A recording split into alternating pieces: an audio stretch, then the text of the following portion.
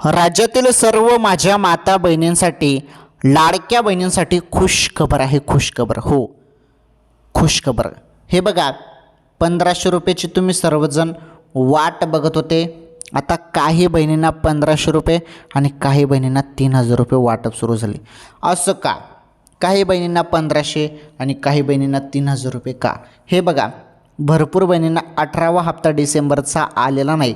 ज्यांना 18वा हप्ता आलेला नाही, ज्यांना मागील संक्रांतीच्या वेळी 1500 रुपये आले नाहीत, त्यांना ते 1500 रुपये आणि 19वा हप्ता म्हणजेच जानेवारीचा हप्ता 1500 रुपये, या 2 महिन्याचे त्यांना 3000 रुपये मिळतील.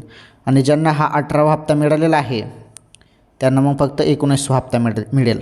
आणि ज्यांना 18वा हप्ता मिळाला नाही त्यांना 18 हप्त्याचे 1500 आणि 19 हप्त्याचे 1500 असे बरोबर 3000 रुपये मिळतील. कोणत्या क्षणी वाटप सुरू होईल? आता JDPच्या पण निवडणूक आहेत पुढे, त्यामुळे लवकर वाटप होईल आता. ओके.